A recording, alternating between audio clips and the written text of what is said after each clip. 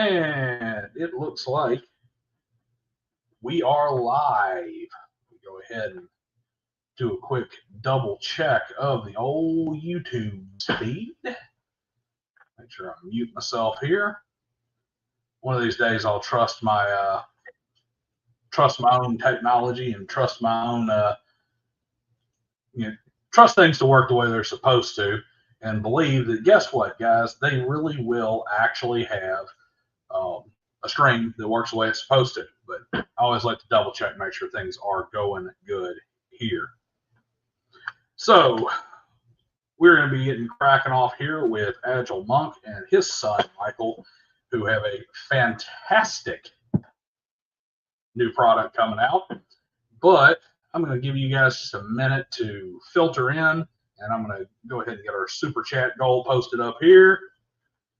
Just a reminder, anybody who super chats or adds to the conversation in any way as a monetary way, Patreon channel membership, super thanks, the super stickers and stuff that go on videos, and of course super chats here. I will obviously read all the super chats, bring them all up and present them to both myself and my guests later.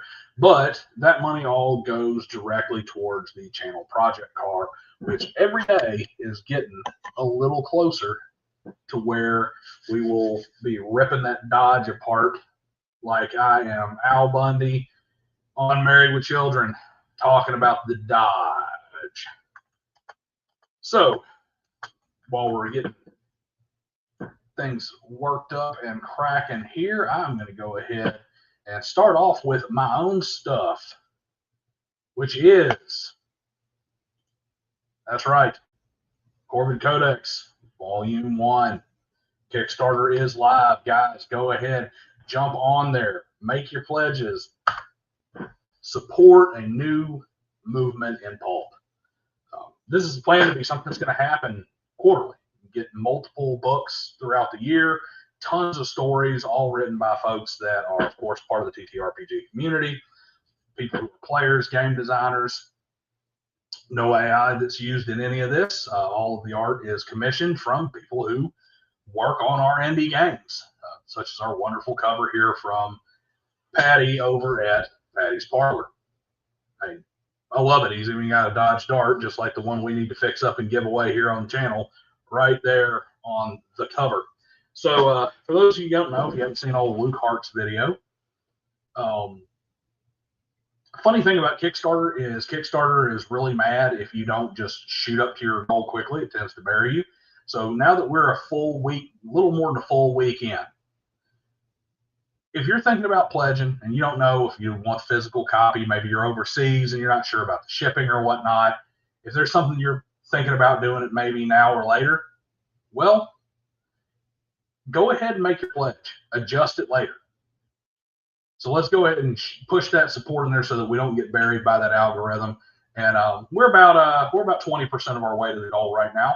So we're on pace, but I don't want to miss out and not make it all the way up there and not be able to put this out with the kind of quality that I want to. Because make no mistake, it's going to go out. I'm either going to go down to a website and sell it as a PDF and collect money to then later produce it, and put it out as a physical product. But I really want to release something that people can be proud to have on their bookshelves, proud to show off, proud to look at before, right up front. I want it to be something you can have in your hands. So that's what I got there. The link is in the chat.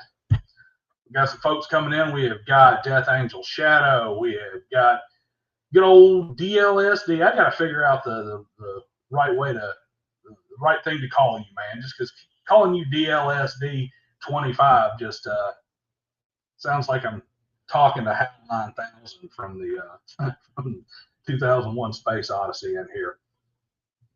We've got a couple of new faces in here, so I'm looking forward to hope you guys enjoy what we got going on. And yeah, there you go. Open the pod, baby. Yeah, that's right. Can't do that, Dave. But we're going to go ahead and kick things off. I'm going to get started with what we've got planned for the evening so that I can make good use of my guest's time. Thank you, Mercurius. Always supporting everybody out there with his $2 super chat. Thank you much, friend. I do appreciate the vote of good luck. We're going to kick off with a little launch video. Now, I will say this. They have pushed back their launch date to April. So, the only part you really need to ignore is when it tells you that it's coming in March. Trust me, I know that feeling. Corvid Codex was originally supposed to have its first issue out last year for the summer. So I'm almost a full year behind where I wanted to be when I started the project, and that was just from really the amount of time that goes into these things. I will, right before that video, let me go ahead and say that before I bring Agile Monk and Michael on and show this video. Something about Kickstarters. You got a lot of Kickstarters out there people get burned by. And they get burned by them because people jump in and they got this idea of what they're going to do, and they start their Kickstarter to try and raise their money, and they're trying to work on the thing at the same time.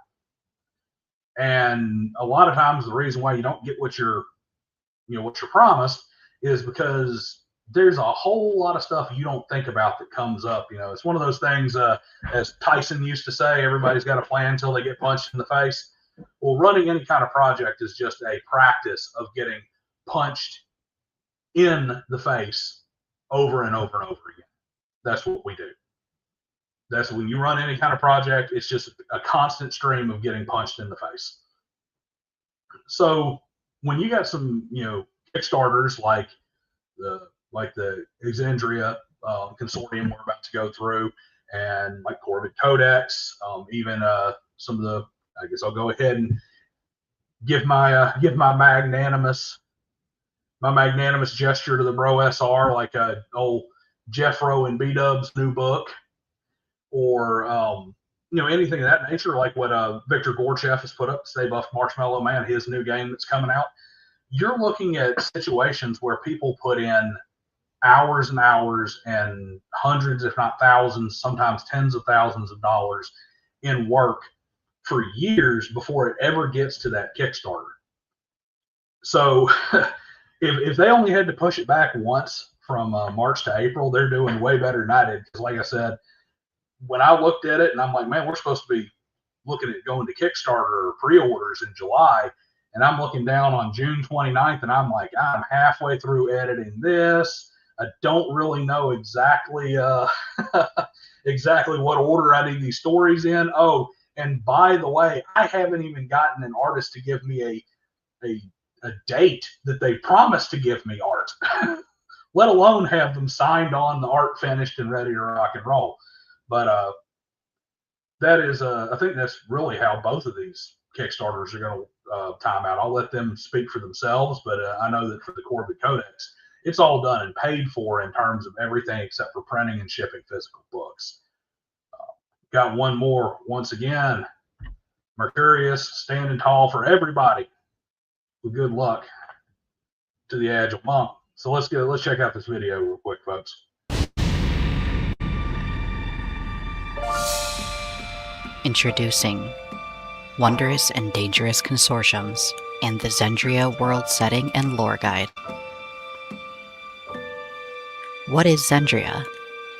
Xendria is a world of conflict, and Xendria is a world of peace, a place of magic, of progress, and of loss. Delve deep into the lore and uncover the secrets that lie beneath. Xendria is a place where good meets evil. In this living world, where old and new fantasy collide, the right choice isn't always clear. Turn the page and tell your story.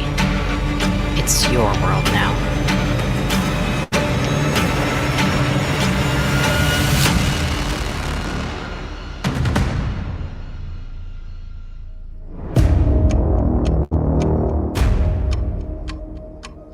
Consortiums are the lifeblood of any thriving world, serving as the beating heart of societies shaped by vision and necessity.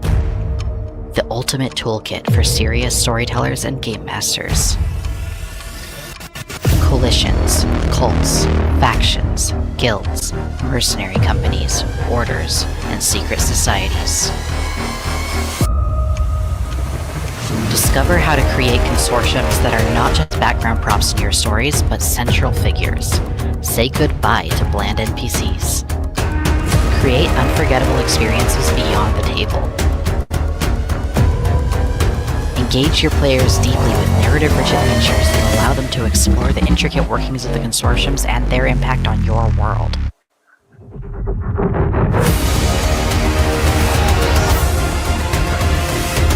Ready to play adventures for each consortium, complete with battle maps, character art, intriguing NPCs, mysteries and puzzles, immersive scene descriptions, dark secrets, and moral dilemmas.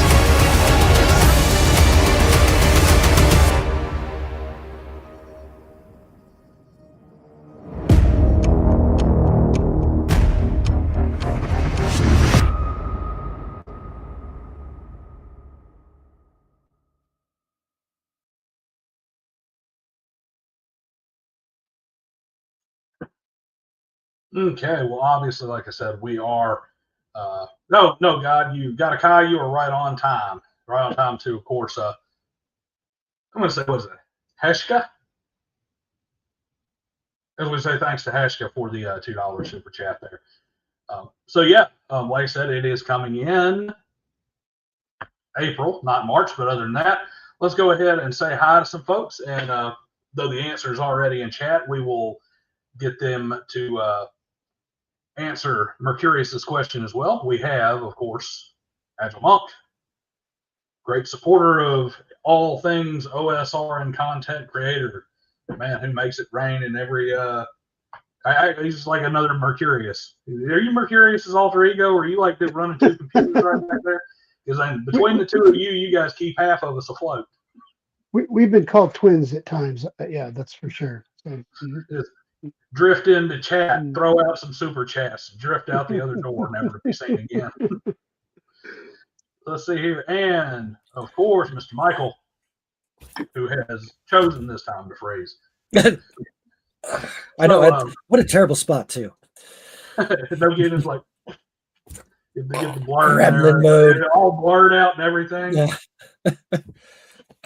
So let's go ahead and start off right off the bat. Let's start with the important thing. Let's go ahead and answer for the sake of what we'll just call video record, since the live chat will disappear when YouTube takes this. Is who is the voiceover for that intro video? That's Elixir. Oh, yeah, Elixir. Yep. And she's in our family. She's one of our creatives on the team and also part of the family. So there you go. You guys give me 1 second here. I've got, I'm being told that my mic is not doing what I need it to do. Nope. And I need to double check and make sure that good old fashioned StreamYard did not jump in here and decide to switch me to this webcam mic instead of my actual mic down here where it belongs. Sorry about that, guys. And of course, is it going to let me edit my mic settings while we're sitting here live? Because if it's not, it's going to be a pain in the butt. There we go. No, I should be. Care about the speaker? Yes, there it is. Hold on 1 second, guys. Is that better? Oh, wow. Did that fix things? Yes. Now you don't have the reverb anymore. Yeah, that's much better. Yeah. Sorry about that. Of course, that's going to make the very beginning of this stream sound wonderful, I'm sure. Unfortunately, I wasn't hearing my own feedback, obviously, and did not realize that StreamYard had once again decided that for whatever reason, I need to be on this little webcam mic way up here instead of,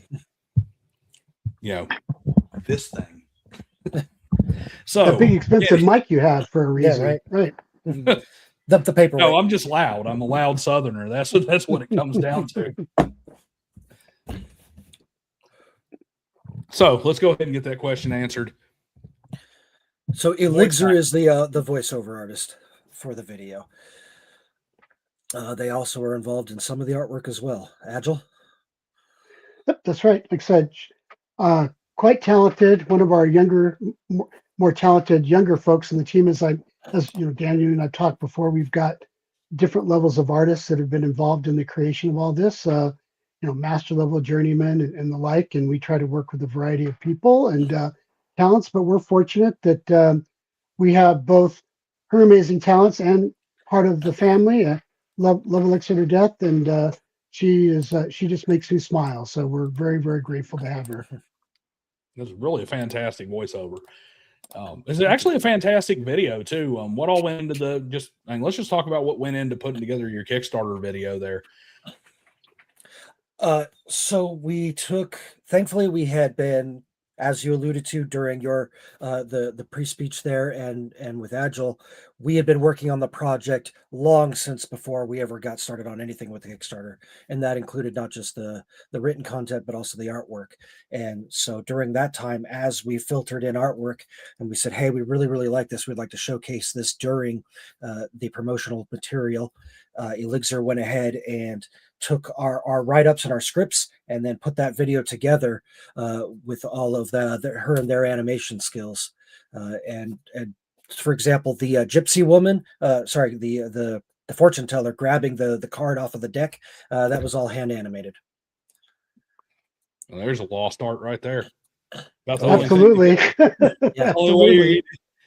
Let's see. I don't know, because hand animating goes back. Then you got rotoscoping. Yep. Right. Yep. Hand animating before that. I mean, I'm gonna tell you right now. I mean, if you put rotoscoped animation in your video, that's almost like a license to print money.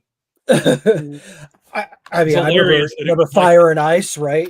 Oh yeah. Ralph Bakshi and all Heavy that. Metal is rotoscoped, and it's hilarious because it was such a cheap way to animate. That was the whole thing. Like, this is like the B-movie bargain basement shoestring budget animation. It's kind of like anime. Into peak artwork, absolutely. Oh yeah, like I said, it's kind of like anime. A lot of people don't realize that anime is the same way. In the Japanese animation is what is the cheapest way that we can mass produce animation.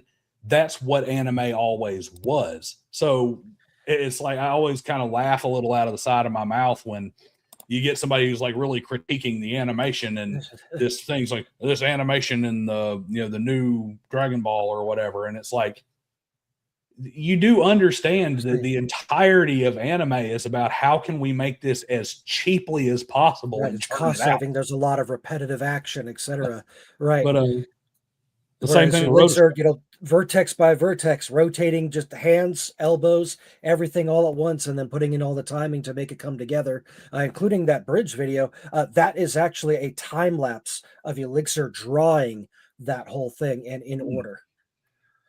Which I know I'm going to be skipping around a bit for the order of how I was going to talk about things, but that does segue pretty nicely into a neat topic of conversation that I think is going to be of interest to everybody, even more so than just the normal, hey, here's Kickstarter, here's what we're bringing to the game. AI is a humongous topic out there. AI art, it has its place, but the big thing is, like, people fight over it. It's never okay. People fight over use it all the time. The one thing that everybody in the universe can agree on is that don't lie about it if you are. Lie about it. Yep.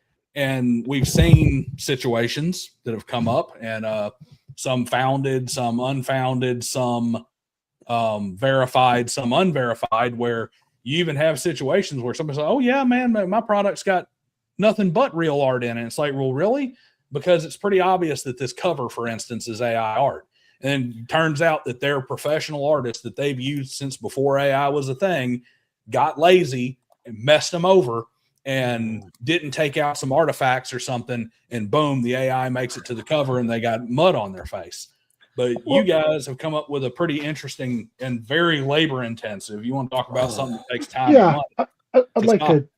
I'll jump in on that just because, as technically the servant leader, in the organization, along with being a veteran-owned business and a small business, we made some very strong decisions because, just so you know, we've been in and out of the industry for a lot of years. I mean, I started in '74. I'm much older, but I've done things throughout the years, and Michael has written in things too for other companies and the like. But the one thing that we stuck to is we said, look, there will never be AI artwork, and there will never be AI writing allowed in any of the products that we sell, produce, or publish, whether we're helping other indie creators or whatever, because we believe that, the human factor, it makes sense. And what's interesting is there was a recent study that just came out on AI where they took 20 jobs that humans could do and 20 jobs that the AI could do. And when they tested them against the humans, while the humans made mistakes, here's the funny part. AI failed to complete the jobs correctly 96% of the time. Humans completed them 100% of the time, but with a few errors. So I like to tell people, yeah, AI can be used to correct errors, but at the same time, someone that's a human being has to look at AI. And in my professional career, I have to deal with it all the time, whether I like it or not. But you need humans to correct the AI because the AI is lying most of the time anyway. So our stance is study was done against Upwork, and yes, featured 4 different models, including Claude's Opus. So it was wild to see 3.5% success rate. How sad. So when you look at that, so our stance is, look, human work. That's the other thing. We are made in the U.S., printed in the U.S., everything in the U.S. We're basically this whole thing of veteran-owned, U.S. made, and we don't mind what anyone else does. We're happy with what everybody else does out there. This is just our mindset and our approach to what we want to do and what we want to create. We want to bring back, the style and approach and the benefit of creating here, doing it right, not looking to do it cheap, not trying to do it here. This is not a business you get rich in. Passion projects do work and do make it, but if you mix good business with the passion, you can still do a reasonably good job and be successful out there and have a company. And that's kind of our stance. And so, and what we do is we take care of any freelancers, anybody we work with that's not directly on the team, but it's part of our external team. They're all treated like family. And I'm very proud. This is the thing I'm most proud of. If we ever ask those people to say, hey, what's it like to work with Fantasy Companion Workshops and that Agile Monk guy or whatever, they say, oh, it's great. Pays ahead, pays in time, takes care of us, looks out for us, and works with us. It's like we just love it. So we're always willing to do work with them. That is what we want to keep, and that's what we're focusing on. That's why what you said earlier, Daniel, and what Michael also foot stomped was that we're not going to make some stupid mistake that's going to ruin our reputation by, and I will say this, we just so you know how serious we took it. About a year in, because we've been about this project for about 2.5 years, but about a year into this project, we had worked with a person who we explicitly said, no AI, no AI, no AI, no AI, and made it clear. And we just kept working. We produced a lot of art. Then we started testing and started seeing things that didn't look right. So started doing more sophistication. Next thing you know, he just couldn't get over. We said, look, we got to take you out. You got your money. Go away. Sorry, we're done. We're canceling our relationship with you. And any of the artwork that we liked that got produced, we literally spent thousands of dollars going and getting redone by one of our journeyman artists, just to get them redone so we could have the artwork we wanted, but absolutely ensure that there was no AI involved, because now we knew we couldn't trust this individual. So we severed ties with them. And that's just how we do it. So, well, Michael, why don't you go ahead and try to go over the way that you guys do make sure that doesn't happen? Because some people need to understand just how labor intensive that this has become to sure that AI doesn't show up on your cover. Right, absolutely. So some of the first things is, as Agile alluded to, a year ago, we were still looking at things like, well, how many fingers, right? Get a piece of art, check the fingers, and you're like, that left hand sure has an interesting number of fingers. Inigo Montoya would like it, your number, but that's not happening as often anymore. Matter of fact, some of these AI produced videos are getting really, really good. So you have to start looking for, in some cases, lines that are too clean, things that if somebody is supposedly doing oil painting, watercolor, or even just sketch style drawing, you should see lines that aren't perfectly clean at all times. You should see swoops and whorls and just little bits that are just a slight bit off. That is part of the human factor, and that is part of the human touch.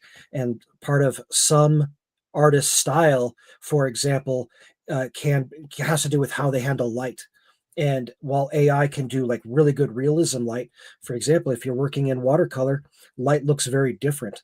And what you have to start doing is you have to start comparing known pieces that have been around since before AI, and you have to look at those styles, kind of compare them side by side and say, okay, is there anything about this that feels a touch imperfect or is also very realistic? Some art will look absolutely amazing. You're like, wow, this must have been done correctly. And then you look again and you're like, why are all the why are there so many belts on this character, and why are they wrong? Why aren't they going in the right direction? Why are the overlaps incorrect? And if it is real art and you talk to the artist and you're saying, hey, some of these things just don't look quite appropriate, and they fix it, okay, great. But a lot of times that's probably an indicator of AI. Mm-hmm. And you guys are also, aren't you? You're requiring a lot of work in progress too, aren't you? Yes. Yeah. So actually, I want to talk this. What we do is, depending on the work we're doing, we typically insist on seeing the pencil sketches or the work that's being done. And if they're doing straight digital art, not tablet or something, then we look for layering in Photoshop and the likes. And the time lapses. Yeah, and then what we do is when we test artists out to see if they can even work with us, if they're willing to, and here's the thing, just to be fair, we pay them for every test project we do to test an artist out, because we are very fair about that. We say, okay, we're going to pay you for this here, but what we expect, and they're required to do that, show the learning, but then they do time lapse video for us so we can see the work. Matter of fact, we even have a couple demo videos of that where we show the time lapse of a really great dragon piece of art being made and such. But that's what we do, because we just can't risk it anymore. After you get burned a couple times and you've had enough. And so, yep. Yeah. But yes, being able to show progress reports is an essential aspect of this. Yeah, it's like I said, you only get burned a few times, especially when you're the one paying for it. And we've seen people get burned real bad because it gets all the way to the end, and their no AI project has AI, and their reputation's trash. Oh yeah, to Dan Tesh comment, exactly. Yeah, Stephen Glicker and I, we know each other. We were talking about that. Since you brought him up, I'll mention something. So what happened is, they had 5 different artists all signed paperwork saying they were not using AI, not this, not that, and then all 5 came back, were tested, all had AI, all got thrown to the sidelines, because I mean they'll lie about it and say they don't, but it's infuriating. But yeah, Stephen and I have had we've shared some of our methods and approaches on how to test for AI challenges. So yep, you're right.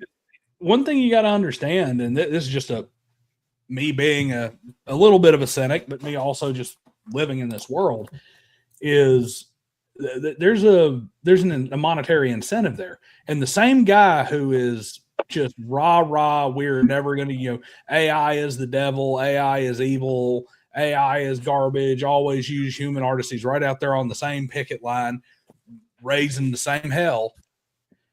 That's the guy who's, slipping AI art, starting his project with AI art, doing all of his baseline work with AI. Why? Because he looked at it and he said, if I use AI as part of my process, I can do 27% more commissions, which means I can make 27% more money without having to raise my prices or increase my workload. Well, Daniel, I'm glad you said that, because let me tell you what we've done to help support that.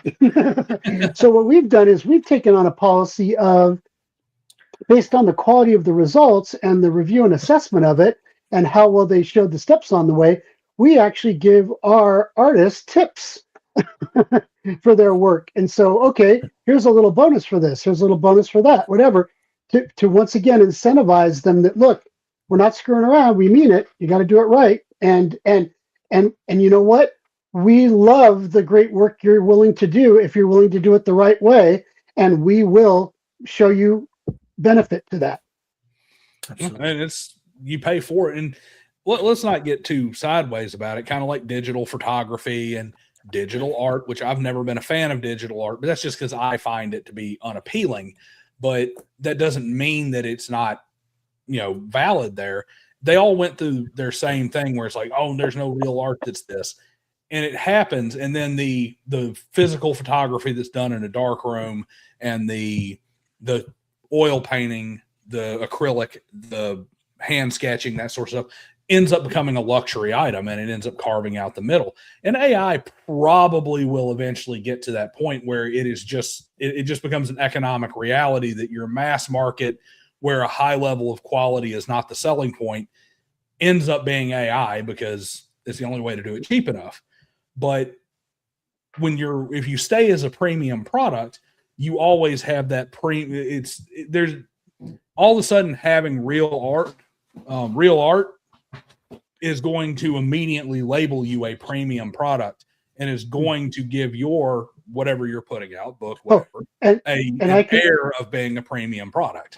And when you see the level of stuff we've done with our covers, our images, our full page parts of the books, plus our maps, I mean, look, you're going to be, 8K maps that blow up in full detail. I mean, it's amazing. And I'm really excited about talking about this. Forgive me, I'm drinking ginger ale. I'm actually under the weather, so I'm actually. I was just going to say, just turn your head a little bit so they can see the example behind you. Yeah, there's an example of one of the maps up there on the wall. That's one of our world maps. We've got this right here. Yeah, look at that. So take a look at that. Now, I just want to talk about this. Now, for those of you who know anything about the industry and space, you've probably heard of Rick Hershey. And Rick Hershey's done artwork for some of the biggest players in the industry out there. And he's got a certain style. He's got different styles and methods, but his work is excellent. He's one of our master artists. He's both a friend and works closely with us. And this is one of his pieces. This is for one of the adventures that gets included. You're given for free in the Kickstarter as part of the rewards as bonuses. But if you look at that artwork, and take a look at the depth of that, and I challenge you to say there's AI there, but more importantly, I challenge you to say, how is that not a level of class and style? Because trying to broach the OSR and NSR model, the new and the old, and bring it back together, get everyone crossing that bridge and coming back together. One of the things we focused on is bringing a certain style of artwork back that gave that appeal, that also has a certain modern comic book feel to it too, that just kind of stimulates the viewer and the reader. So yeah, that. By the way, this is the cover of Go Long's Devourer, which if you pledge in the first 72 hours of our Kickstarter, you get that adventure completely free, and you get the play and stat books for the support Castle and Crusades, Shadow Dark, Tells of Valiant, Nimble 2E, and D&D. So you right out of the gate, you get literally one adventure, but with stat and playbooks for 5 different games right out of the get-go. Now, as we progress through our those things called goals and stretch rewards, we start giving a whole lot more away too. But since you brought it up, gave me a chance to talk about it. You want to add to that, Michael? So that's the big part. Do we want to cover some of the things that will come out with the stretch goals, or no? Yeah, feel free. I think. So some of the things that we plan on adding to are, for those who unlock or get the adventures, will have audio files that go with them that help do thematic ties between the Consortiums book and their adventure. Each adventure is tied to one of the Consortiums. So that way you will have not only it in the Consortiums book, but then you can have an adventure ready to go to introduce those organizations to your players. And you'll have a thematic audio and then even an STL file as we unlock stretch goals to print out like unique characters from the adventures or from the groups. I think the audio files is actually a pretty cool idea there too. So we really wanted to support also the virtual tabletop space as well. So everything that comes with the adventures will also have ready to go props for Roll20 and with stretch goals, possibly Foundry VTT as well. And you can just be able to play the adventure out of the box. And with a lot of those VTTs, you have the ability to play those audios on certain triggers or cues. And we think that's just a really nice thematic add. Yeah, and yeah, it is. I mean, so between sound, the video files, and here's one of the things I want to bring up because I'm super stoked about this. And when Daniel gets the maps, but I want to say this: not only do you get the maps and the cities and towns, but you get 5 variations of the maps digitally. So here's an example. Here's Valestrio. Here's a major city. It's literally the cities on a hill. It's multiple smaller count all within it. But if you blow that up, so if Daniel were to start to increase that, these are 8K level maps that get down to the nitty gritty details. So you can see every building, every house, every trail, every stick, everything in it. And you get 5 variations of that map to look at different times and seasons within the year when you're playing in the world to use as reference. So, Well, and all that's, oh, go ahead. They know better than to trust me, so they'll have to trust you on this. Because of StreamYard and some file size limitations, I unfortunately had to convert these down into a lower grade JPEG just to get them to upload to the stream. And they're still beautiful here, but I did zoom in on these when I was looking at them, and you can zoom in here and see extreme levels of detail on these, far better than even what I see in some of the higher grade map designers. Yeah, because Cathedral is actually one of these big, huge locations in the bigger world map.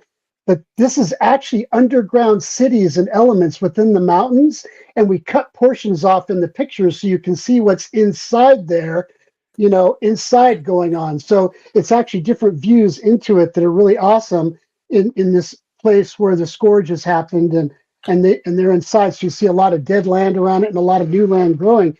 But in the mountains, all underground, all those mountains are actually this huge city inside, and so it's a really cool place and really well documented. But to the point where if you had the map, you could blow up that stadium in there, and you could actually see the fact that not only is the stadium there, but it has a covering on it that lets air go through and look down, but it's designed to catch all the rocks that might fall from the top of the inner mountain into the stadium, so it doesn't affect it. So I'm heavily we put a lot of effort and thought into the logistics and the tie-ins. And for example, every consortium, when we talk about the book, also has a map associated with it. Well, that map matches up with this map. So there's a map of where they're headquartered, and it lines up with this. And so you can see it at many different tiers and levels to show that how much integration and effort has been put into it. Absolutely. And I mean, you can see the same thing in this first map of Valestrio. It's, you can see you've got your topography great. You've got your clear delineation in your different levels of elevation here, and your hill in the center. Oh yeah. Yep. Well, and Death Angel, who's on here, Death Angel Shadow, he and I played in some games things together. He's seen some of this too, but anybody gets to see the blow-ups are like, oh my gosh, wow. I mean, it's truly, I can say this, no one will be disappointed. They will be like, this is amazing, because, and you will be able to use them to your heart's content. So. Yeah, they're absolutely fantastic. So while we're talking about that, we've heard the word consortium numerous times here. Let's talk about what is this Wonderous and Dangerous Consortiums book. What do we got here? I do have some slides to show. I do have a segment of the product that I put up. But tell us about it. Tell us what this is while I kind of leaf through here and show some folks what this looks like. Well, you gave me an open-ended question, so we get to go a little bit back in time, right? I grew up kind of tail end of AD&D second edition, Rollmaster, MERP, but then as I was in high school, D&D third edition was coming out. It was a big deal, me and my friends playing. And what happened in the industry at that time? Splat Book City. Everybody was writing under the open license to come up with whatever ideas there were. And when I was, teen, young adult, so on, there were so many of these books that people were doing, and I thought they were really neat. Like, hey, how to put a cult into your world, how to put a secret society, how to write a noble house, right? But they were always really small, and I'm trying not to be overly critical. And the idea is a lot of times they have a few different factors they talked about. They said, okay, here's a name for your leader, here's a name for your cult, and here's what they're after and what rituals they're trying to do. Roll some d10s, you're done. Okay. Imitation is the sincerest form of flattery, but trying to improve upon imitation, that's admiration. I took those ideas and I've loved those, but I wanted to do more. I wanted more research. I wanted to see those worlds like you have in the theater of the mind when you're reading a good book that you really enjoyed, and everything feels like it's coming alive. And so we wrote this as a guidebook to help world builders and novelists, GMs, etc., write more clear worlds with more depth. It's akin to walking up to a stage or looking at a stage and being like, oh, look, there's a door there. We can go to ye old shop. And you open the door and it's just a blank curtain behind. And it's just like, okay, do your shop things. No, we want more inside of this. So we have some examples of our things. You went through the introduction and the development portion where we talk about, we do about 60-ish pages on the factors of what kinds of consortiums, these institutes, mercenary companies, guilds, etc., and how they come together, why they would be formed, how they can be fit into a world, how to give them a history, and also how to integrate them into a narrative such that they can become the plot hooks and the anchors for adventures, and of course, memorable storytelling. And you're going through an example of one of our guilds right now. This is a guild oriented around fortune tellers, around soothsayers, and other magical diviners. And you're going through some of the art that I absolutely love, the tarot cards with the constellations inside of them. And all of this writing this is my writing coming from, hey, I wrote this guide on how I think this can be done and how we can make better worlds. I wrote that guide, and then I wrote each consortium from that guide, and you can directly see, okay, hey, titles and ranks. When you're inside of the development portion of the book, we talk about things like member culture and how do people identify each other? Is there a hierarchy? What is the type of like governance model? How are they organized and put together? And how does that affect their outlook? And you're going through it. I absolutely love this. Thank you. Yep. And I believe earlier it was even talking about different leadership styles as well.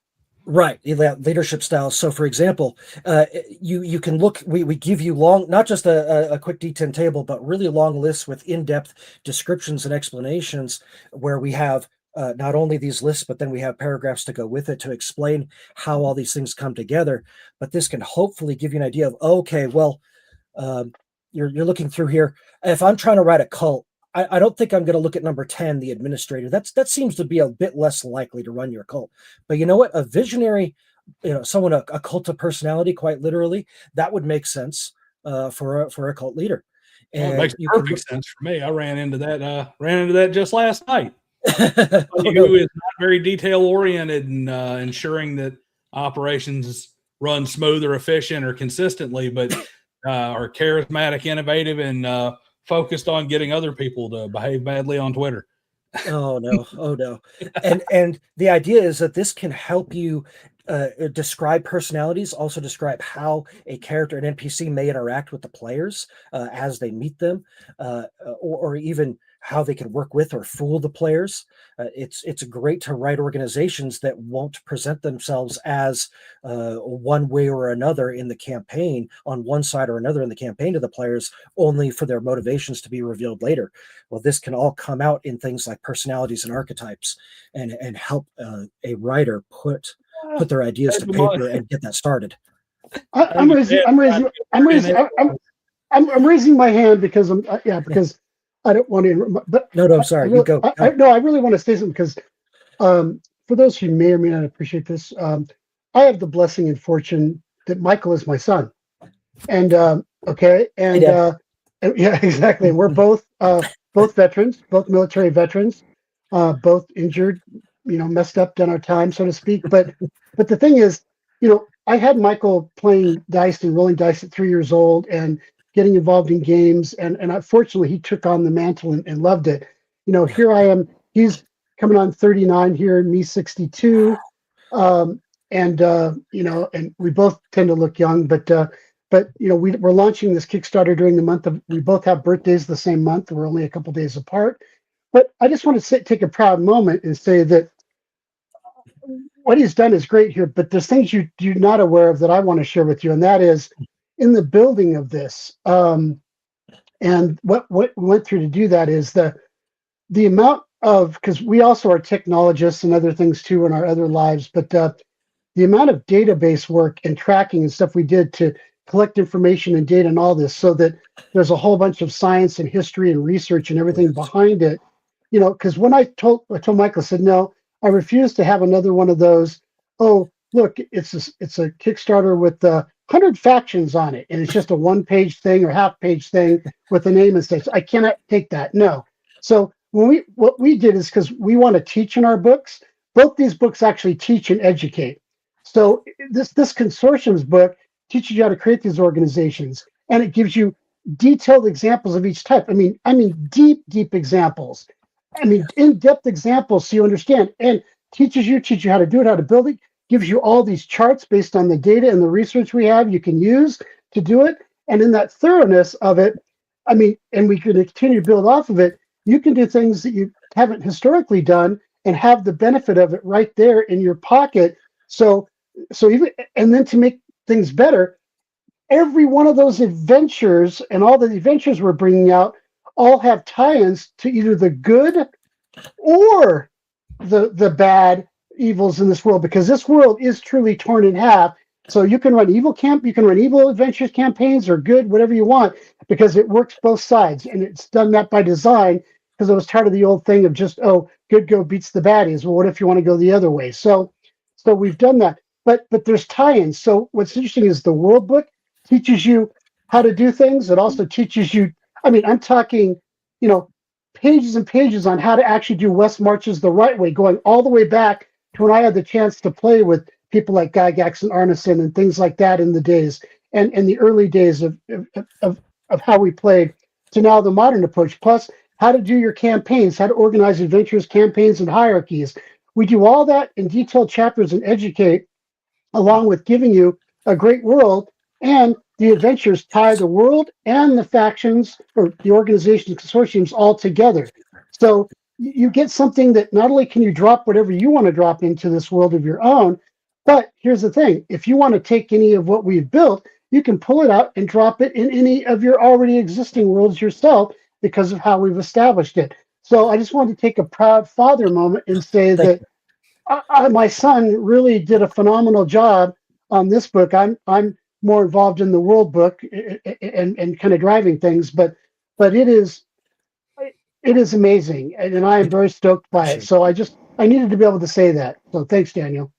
No, Thank you. But what you got here, and you said it, kind of hit the nail on the head there, because the quick drive-through RPG PDF is kind of the new OGL Splat book.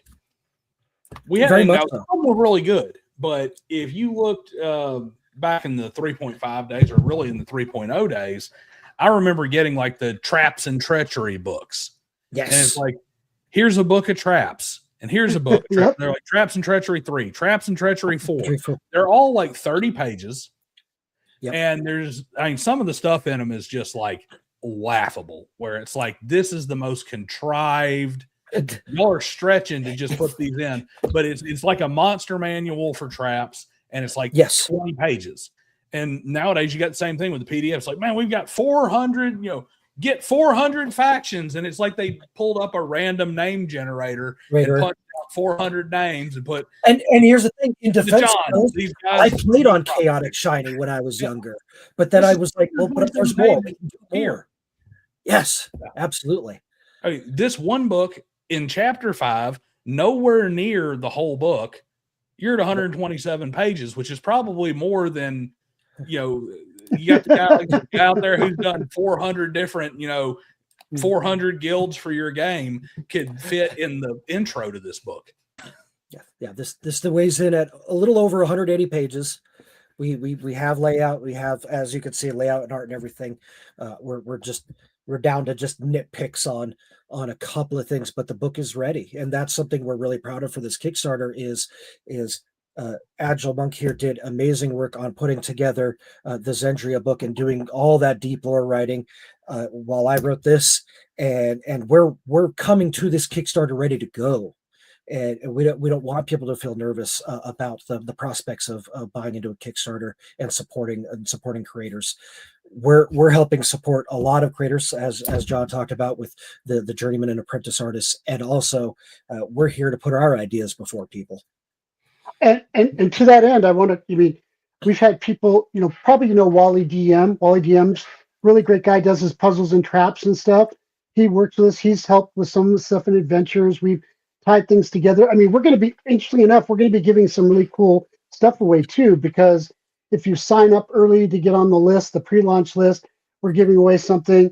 We're also going to be Castles and Crusades, who, for those who don't know Trollard Games, we do work for them. We help them stuff. And well, we're actually going to be giving one of the things you can get, depending on what you sign up for on the Kickstarter, is you'll be getting their system agnostic, but also works for CNC version of engineering towns, cities, which is cities and towns, which is a whole cool book in of itself. Which is, literally a whole book there too. We're going to be giving away too. We've done a lot of things with our partners and people we've worked with, the artists we've worked with, the people we've worked with. One of the phenomenal people we have on our team is a gal named Mead. Her whole life, her whole living she makes to take care of her family is as a TTRPG copy editor, line editor, developmental editor, developer, all that. This is what she does as a profession, and Mead is on our team, and she does. So we go through professional editing, copy editing, development edits, everything. We don't rely on ourselves, to do that. We do that too. So the quality is really phenomenal, and we got a few surprise other people that have been involved, because some of the people that have helped work with me and partner with me on some of it have done things for Kobold and a lot of other big companies. So we really have focused on building and bringing a quality product. There's no doubt. There's a lot of attention to detail here. We've got some comment. Michael out, popped in just to say that he came back from cooking and says he loves the layout. Thank you. It is a great layout. And, one of the little things, and Agile, you mentioned this in chat, kind of tongue in cheek, or kind of with a little bit of a smart ass to it earlier. But it's one thing that I noticed immediately is the attention to contrast, which is something that gets missed in a lot of books. Normally, if I'm showing something like this, or like say I'm watching Double D stream or something like that, it's like, well, hold on a second, let me figure out if I can zoom in so we can read this or something. And because at this size and resolution, it'd be tearing you up trying to read it. But exactly. The minor, just the little thing of having just this little tone in the back, using the correct font with the correct bolding and everything in it, because you got to, unless I'm missing something, it looks like you're actually using a different font, bold and regular print, and it makes the entire thing extremely legible, even when you're going white on blue here, or the white on teal, when you're going into the black on the back. This is all extremely easy to read.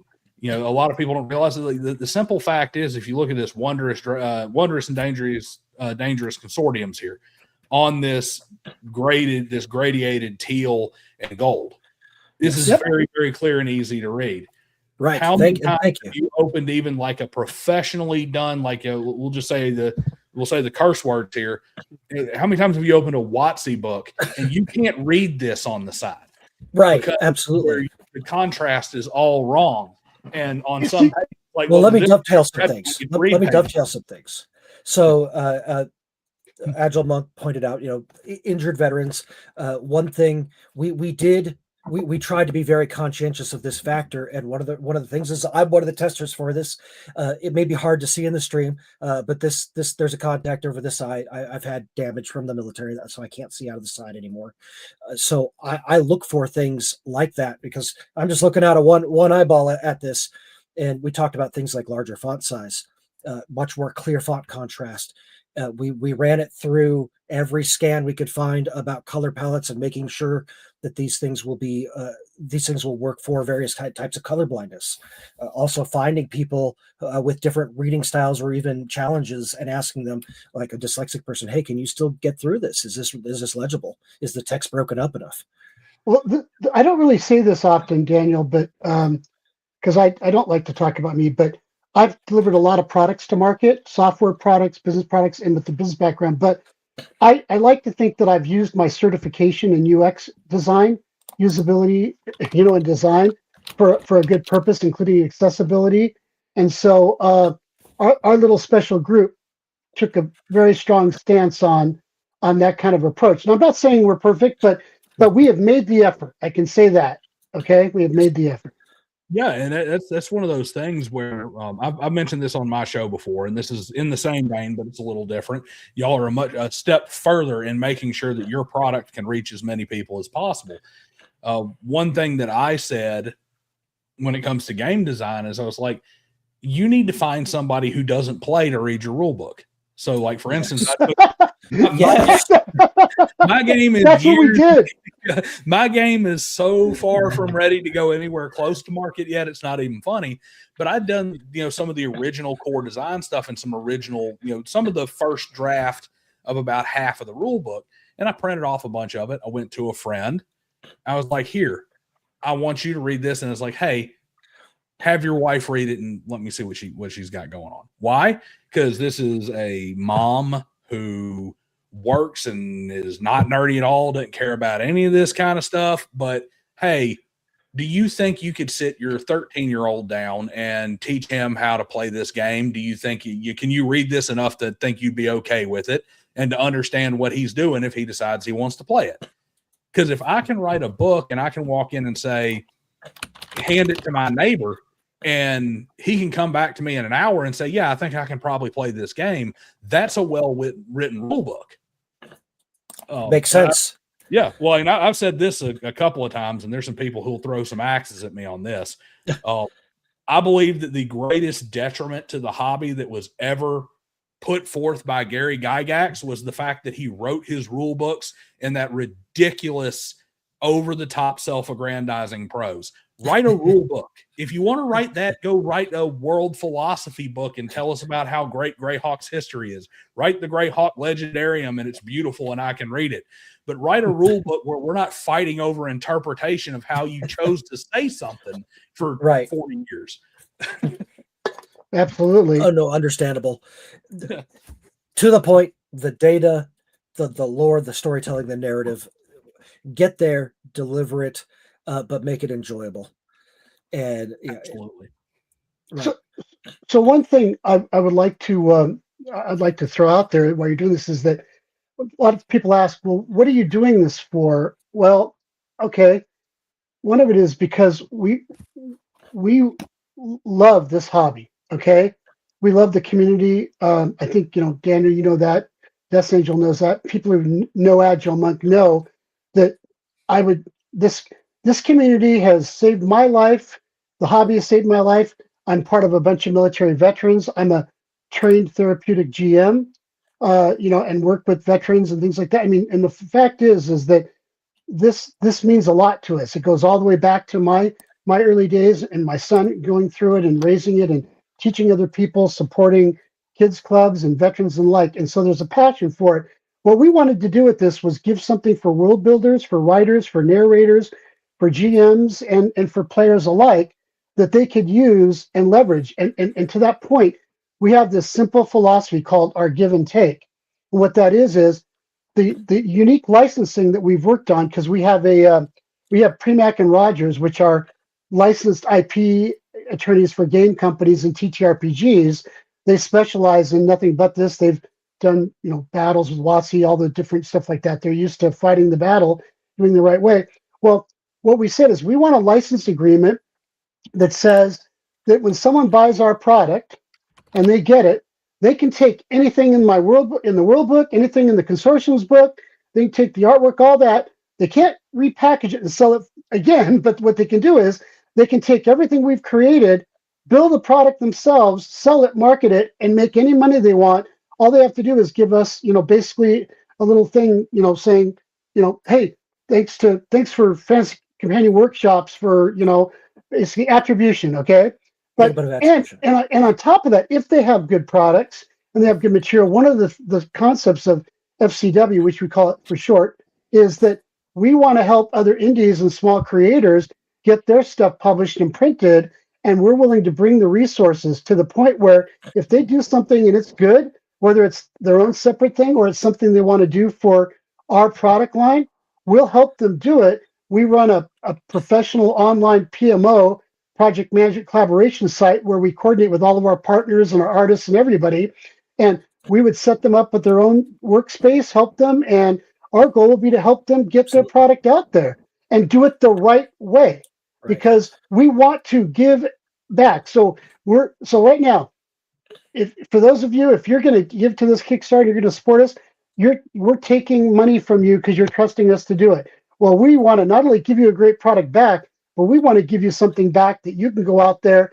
and make money, a little bit of cash yourself, and do what you want with it, so you can expand the hobby and expand your growth as someone. Because the truth is, we all need a world to play in.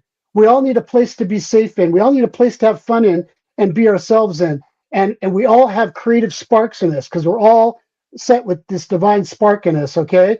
So we want people to have the ability to get that spark in them out, and we want to help them do it. So I realize that's a bit of a preacher there, but I'm passionate about this. It's one of the reasons we set this company up, because our old company was called the Agile Monks, ironically, which is where the original logo came from. But just so you know, that's what we want to do. We want to give back to the hobby and everybody that's wants to be part of it. So thanks. Well, it's I'm a sales guy, so a lot of Zig Ziglar quotes float around in the back of my head, but he had about 14 different versions of this, but one of the big things he flat out said was, if you help enough people get what you want or what they want, you will get what you need. I'm glad. Yes, you mentioned earlier servant leadership, which exactly is big in the military, is big, and anybody who wants to know how to actually lead people. But that's the idea. It's like, if you approach everything with the idea of, in order to lead, I must serve the most people the best, that is generally going to guide you along. And that's what it sounds like what you're doing. You're saying, hey, we're putting this out there, and we're going to make money doing it, or we're going to try to. Yes, we want to put out a good product, but at the same time, we're also trying to create a vehicle that you can get on board and take the idea you have that you don't have the resources to put forward, and make it into something that actually exists. And to that end, we have two philosophies. That one comes from me, one comes from my father, Michael's grandfather. Okay, I'll start off with Michael's grandfather. When it comes to doing things in life, he had a phrase that was a play on a well-known phrase, but his was very hardcore specific. It was, you're either part of the solution or you are the problem. Okay? And so we grew up with that. We grew up with that attention to detail and mindset. And my thing about servant leadership was, our philosophy on the team is serve others first and foremost, and ultimately you shall be served. Because if you're doing the right thing and always doing the right thing, and you're giving, then if they're decent people, then they're going to give back too and do the right thing. If they're not, then you just separate yourself from them. It's pretty simple. Yep.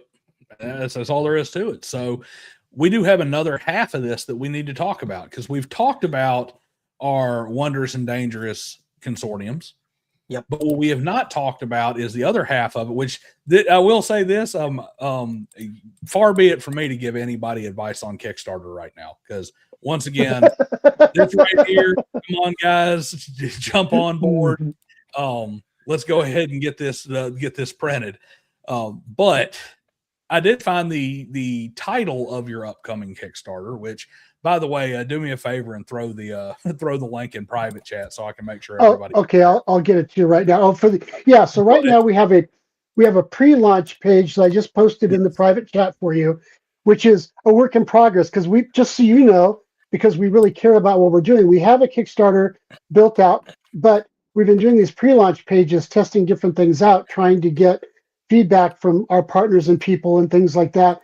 And it's funny because I've been fortunate to meet with the head of games at Kickstarter himself, and talk through things. So we've been looking to use it to make improvements, because we do want to come out with a good, good looking thing. So if you end up bringing that up on the screen, feel free, and we can talk about it. So, well, and I went ahead and posted that in the chat there. Well, what I was going to say is, by the way, the pre-launch page looks amazing.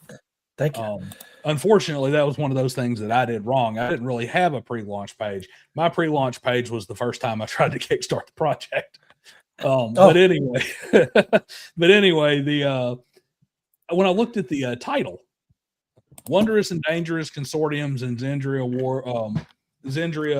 World Lore Book, and I'm like, that is the longest title of a book I've ever seen. It took me forever to realize, wait a minute, this is two things. This is a Kickstarter for two separate products. We struggled because we wanted, because the truth is we're trying to give this extreme level of value, especially when you look at all the stuff that goes with it. But it literally takes, it's two books that go well together with each other, but can also be, set up independently, and then all the stuff that goes with it. So when we had to come up with the name, that was probably one of the toughest chunks of brain damage I think we ever received, because it was like, oh, this is going to be really late. And then, of course, we had the people out there trying to tell us, well, that's not how you spell Wondrous. And I go, well, actually, in olden days, that's exactly how you spelled Wondrous. And we're kind of a fantasy. Yeah. So we thought it fit pretty well, So, yeah, anyway, but yeah.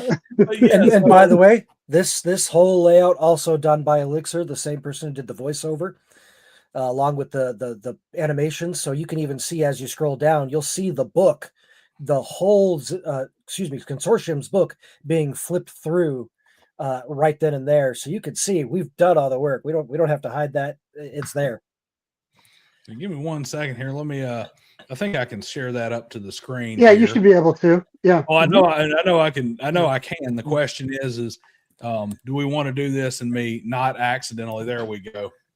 I'm StreamYarding here, so last thing I want to do is put my entire X feed on here. Nobody wants to see that. Oh yeah, understood.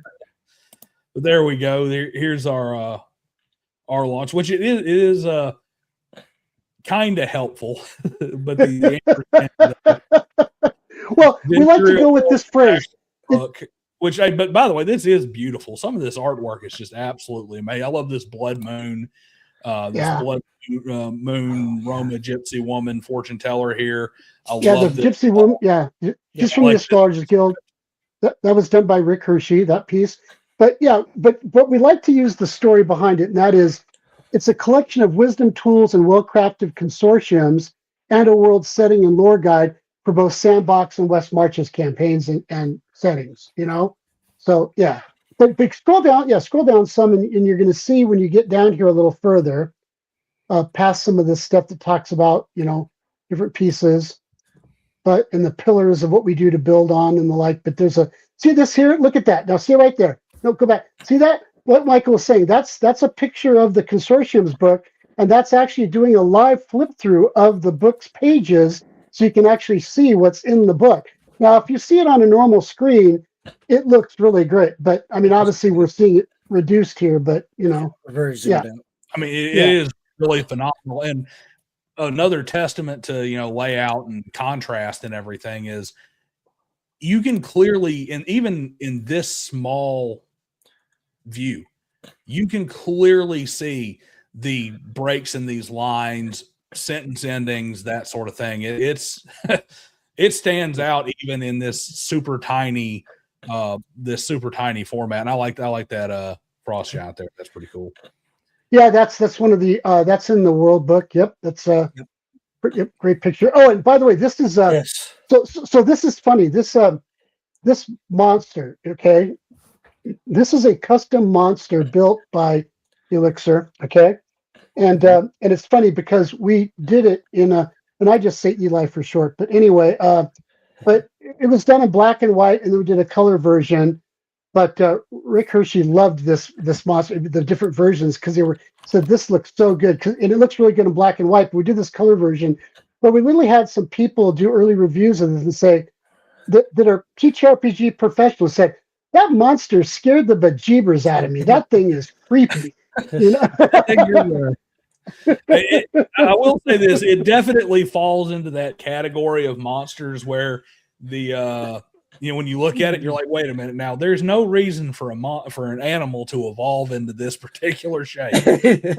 Right. It's a bit of an aberration. But here's the thing. I got to say something because I'm so proud of the work that Eli did with these monsters. Every one of those horn spikes is hand drawn, and by the time Eli got done with all three of the creatures that are in this little group of creatures, said, "Don't do another one. I don't need any more spikes. No more horns. I'm done for a while. No more Give me a spikes. break."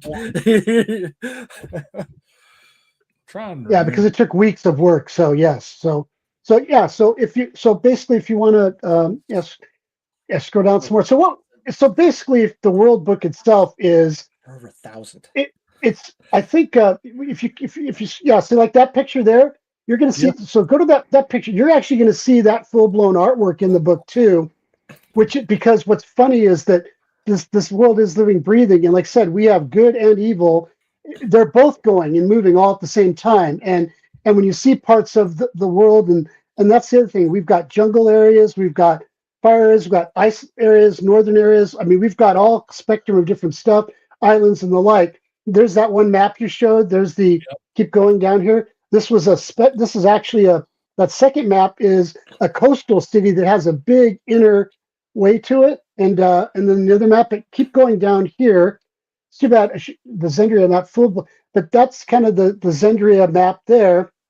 Yeah.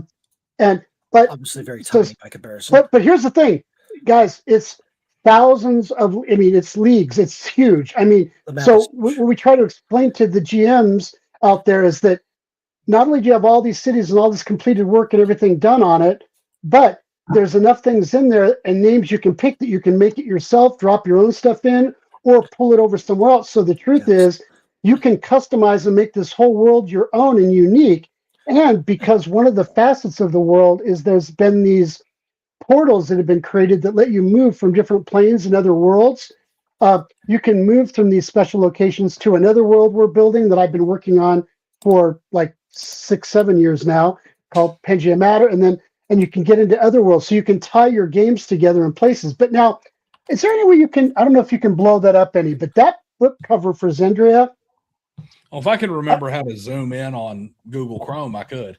Yeah, well, let me tell you something about that. If you're on a Windows keyboard, hold Control and use your mouse wheel.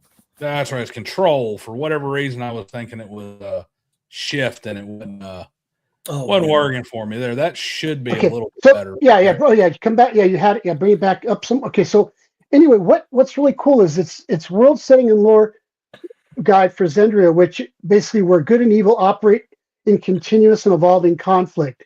Now, if you notice this piece of art and get a look at it, the book cover, what happens, you've got a bad evil guy on the left, you've got a good young, optimistic, positive character in front and on the right. He's got his sword. That sword acts as the divider. The good guy, the young, knight wannabe squire, is trying to fight the world that's burning down and is full of evil, while the evil guy's crossing over from the burning down world into the good side of the world, trying to destroy it. So we're literally, that book dissects that world, and then the back cover shows another view of all of these things coming together in a battle. But we don't show the back cover on here. But it's a study in good illustration design. There's no doubt about that. There's the word that I'm looking at here, which I'm actually, by the way, I love this piece of work right here. This is one of the ones I just love the most. I'm very fond of it. That just tickles my class. That's one of the portals. Yep. The word that stands out to me when I'm listening to you guys talk, when I'm looking at the artwork, when I'm looking at the decisions made throughout, intentional is the word that sticks out to me. Everything is done very intentionally, and everything is done with a purpose, and it all works towards that purpose, which is just absolutely phenomenal. It's something that's not normally seen in a lot of these projects and a lot of these books, to be honest. Do you mind if I take the reins for a second from that statement? Thank you for saying that. Love it, because that to us was a big part of the goal, intent and being intentional. There's a difference between, I like you said, random generator. I came up with a name. You guys meet Bob so and so. Yeah, he's running the local Merc guild. Sure. You can talk to him now. No. They're here. They are established. They can be of different ages. They can be of different levels of organized, well put together, disorganized, what have you. But all of it is intentional and all of it interrelates. And one of the things that you may have seen on the Consortiums book under that guilds section you're looking were relationships. You have how the guild operates amongst itself, but then you have how they interact with other people and other organizations, who they might know, some of the strife that might be in there. And as you look at that, so you might say, oh, well, if we make nice with this group, these guys might not like it so much because they're at odds with each other. They have competing values. They have competing goals. There they are. So imagine having to do this across alliances. Yeah, there's the part you're talking about right there. Yeah, 14 different organizations, also tied to everything that Agile Monk is describing in the maps. which does hundreds of, like 75 cities and all this towns, and different places, locations, and species, races that we've created and the like. And but all the names, we created them all and did it all. And one of the things I want to share, one other exciting point. One of the things, depending where you do the Kickstarter, is yes, we actually have written. It's going through final edits, but we have written a complete player's guide to Xendria. Now, here's what we're doing, though. I want to share this. This is so cool. Not only are we creating a PDF, what? Yeah, keep going. Okay. I thought Michael was going to slap me for saying something wrong for a second. Sorry. No. Okay. So the player's guide, they'll get it free, and then they get a full PDF, color, artwork, species, all this stuff in it. And check this out. Not only are we giving them that PDF, but because we care about GMs and creators, we're going to give them the original Word document of the actual player's guide, so they can take it, modify it, drop all their stuff in, make it what they want, and then they can turn around and give it to their players themselves, so that the players have a world guide based on what the GM wanted to have put in it. Right. Here's your session 0 information. Here's your handouts. Whatever you want to give for that. So that we're doing all the work for them, and then they can just add what they want in that they want to do special. And for the consortium side, we're including a workbook with detailed guidance instructions from that uses the elements from the development chapters, walks a person through, hey, you want to write your own? Here's how to do it. Here, let me walk you through how to come up with those ideas, how to get past the brainstorming stage into actually writing and putting together something that you're going to be proud of and that you're going to want to publish someday. Yeah, that's in a way, that's unbelievably generous. That's the goal. Also, that's also giving away. It's giving away how the soup's made. Yep. And you know what? We're proud of it. Yep. And we're going to do that every time. Because we want people to make soup for themselves. Yeah. And for others. The days need to be gone of, only a huge publishing firm or a giant like WotC being able to put product out. And only that one set of ideas and however you feel about the current state of WotC being there. We want everyone to be able to enjoy every part of the hobby. Again, and this is also part of for writing. Just this will help people write your novels as well. If you want to be the next fantasy author, or you want to take what happened at your tabletop and novelize it, put into webcomics or what have you, this will help. This will get you there. Which here's your Here's your picture, by the way. I'm sorry. Thank you. Are you okay, Daniel? All right. Yeah, you're right. Yeah. I decided that I needed to take a drink of water, and it decided it needed to go down the hole for lungs. Okay, I was a little worried for a second there. I thought, oh man, So, I'm talking and over he's here- dying over there. Sitting here over here practicing my my next life as a fish. Trying to breathe this water. But yeah, so I mean, first off, look there's no doubt about it. I mean, I even thought the same thing about this dragon down here. When you say every one of these spines is hand drawn. Yep. It's like every one of these scales is hand drawn. Every one of these tiny little wrinkles and these wrinkles down in the throat, these little pieces of these little rolls in the fire and wrinkles in the clothing, Embers, the sparks. Our goal is the artwork will inspire you. The artwork must inspire you. We want you to be inspired because we want you to live and breathe this. And like I said, we're really hoping people are going to want to make stuff too. Yeah. Speaking of artists, we got Mr. Patty popping in chat. Got to say hi to him since he's the one who did, like I said, he's the one who did my cover. So, absolutely not in any way trying to plug my own stuff here. But yeah, he is the artist behind our cover, and same like I said, there is a that is one of those things. There's a level of workmanship that is just not you can't get it, even with somebody who I've had this discussion with some other folks as well, who are like, hey, I'm okay with AI. I just don't want lazy AI, right? Make sure you go in and you clean it up. Make sure you've really, really worked out the prompts and done all that stuff, then gone in and cleaned it up and done all this other stuff.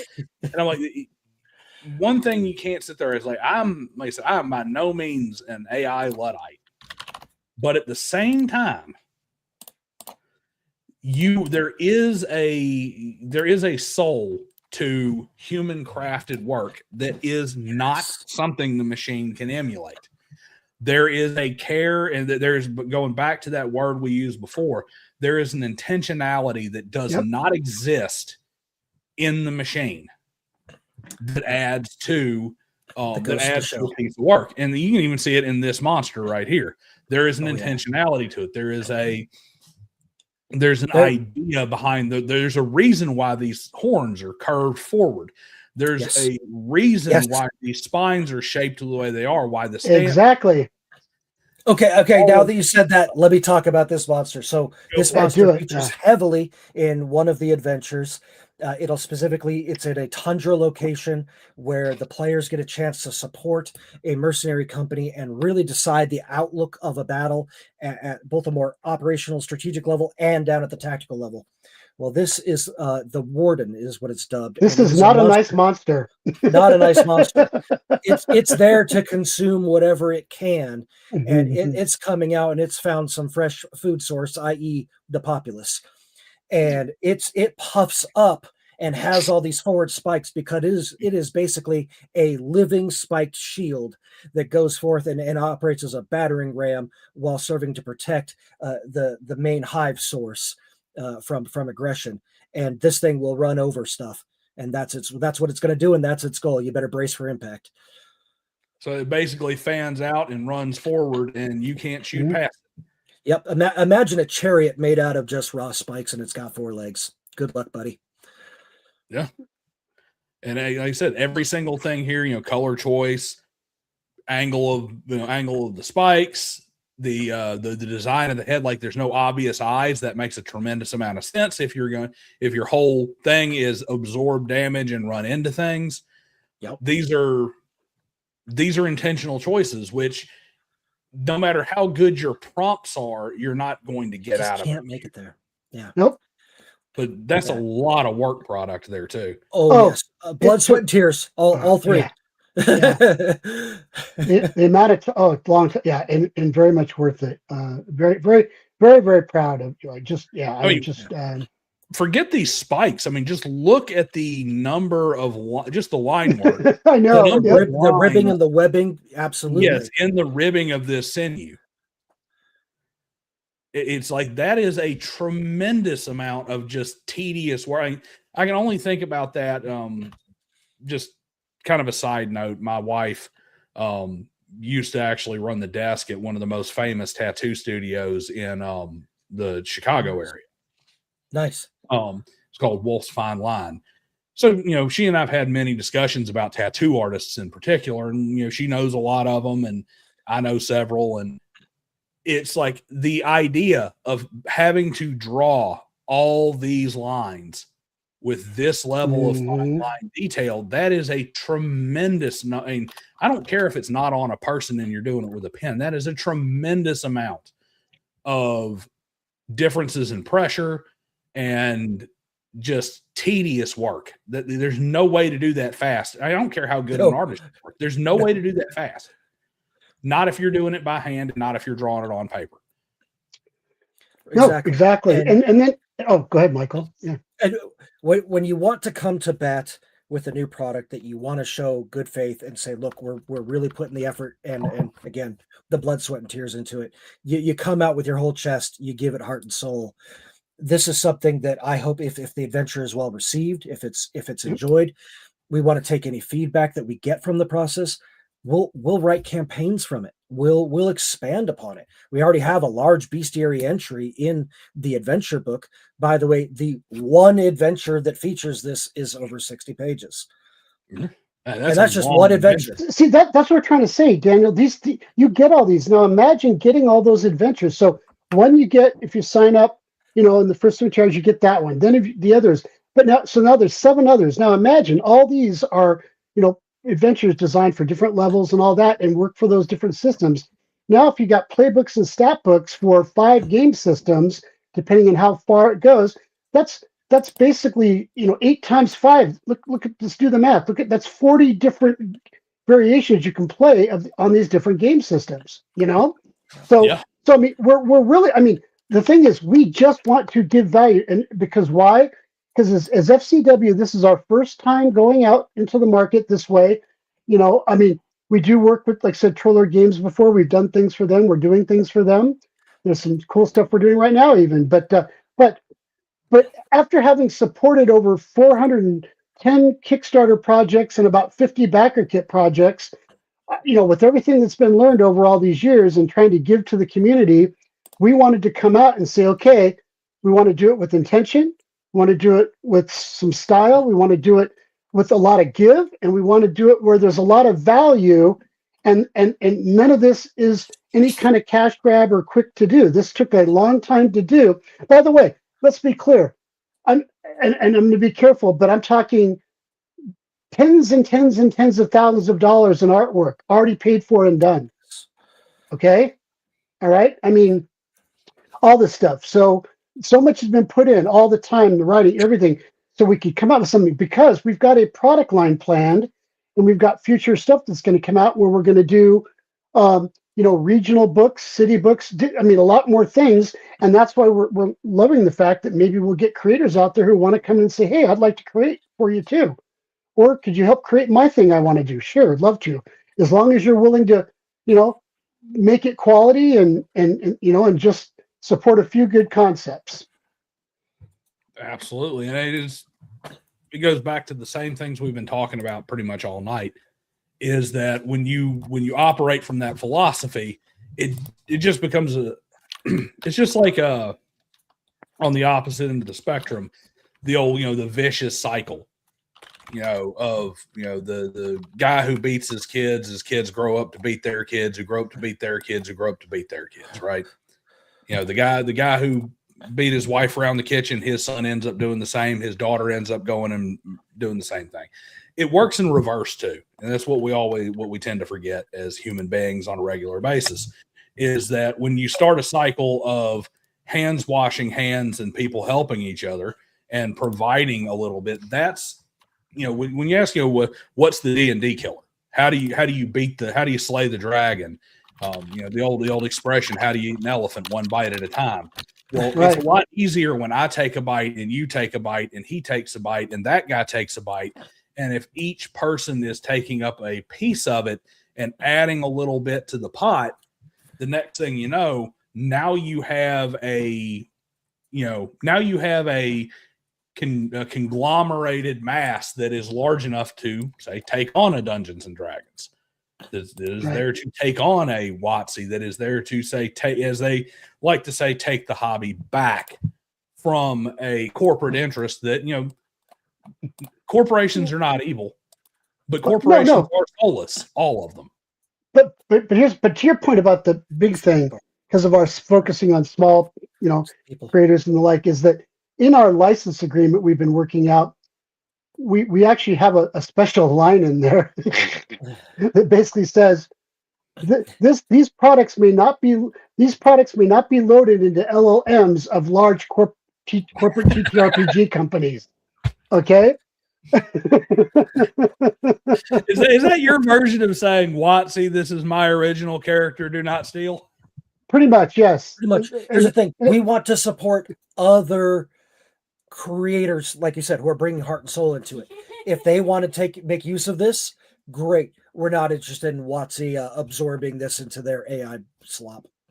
So, absolutely. Yep. So, like you say, because what are they going to do? They're not going to do anything but misuse it every time. So we're just, so we're trying to do. See if can you real quick, just if you could, see if you can pull up the Xendria map real quick, and try to see if you can blow it up on the screen. Just because I can make a few comments about it when we talk to the world, because I have to adjust this world is here, but let me get to the Xendria world map real quick. I'm almost there. It is actually it might fit perfect. How about that? Okay. Pretty okay. So I want anyone here looking at this now or Memorex, but so remember when we showed that map of Cathiel, that large underground dwarven area? Well, if you look right there in the middle, that big brown mountainous range there that sits on the map, that just to give you an idea, that's how huge that specific mountain and range is. That's all that stuff is living underneath. I mean, because that's Cathiel, one of the major locations. Valistrio was in there in the picture I showed you over, but we have the Sanguine Peak. Yeah. So yes, exactly. So I mean, that lake up at the north, that's huge, because you need to understand this is large. This is a really large place, and we've got pirates, we've got everything. We've got the scouring, we've got jungles and different people living a certain way, and all this stuff. You've got a variety of things here, and you've got a variety of competing interests all the way up to the south, all the way up to the very northern peaks. Which, if you look up in the white areas, we have small northern towns and groups too that are fighting for their survival and doing their stuff. And what's nice is we start out by giving a variety of maps from various places in this that come with this, but because we want you to have something to help you. But then inside of the book, you get enough here to work all these places, but then you can also add and build off of them. Or later on, we're going to bring out additional things where we get specifically where we do a city book, which is basically 5 to 10 cities and even more detail drilled down further, because we want to keep helping people expand and play out the world. So that's kind of our strategy as we go. But we're hoping when people see the quality of it, we'll get a lot of feedback. People will give us beatdowns where we deserve beatdowns. They'll give us applause where they want to applause. And we'll take that and we'll refine that into the messaging and the approach we take, and continue to build off of it. So I got to ask you where the name came from. So I got to ask you where the name Xendria came from, because that's okay. That's pretty important. Okay, I'm going to tell you this because there is an interesting discussion about that.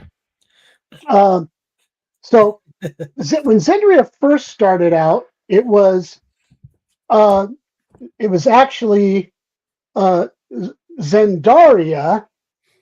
Okay. And because in talking with legal counsel and and we said, oh, well, there's these Critical Role guys who have a thing called, I don't know, whatever their thing is, but Xendria, something like that, whatever. I'm trying to remember the name of it, but it was, so what we did is said, okay, well, we want to be careful. So we said, let's just modify our stuff.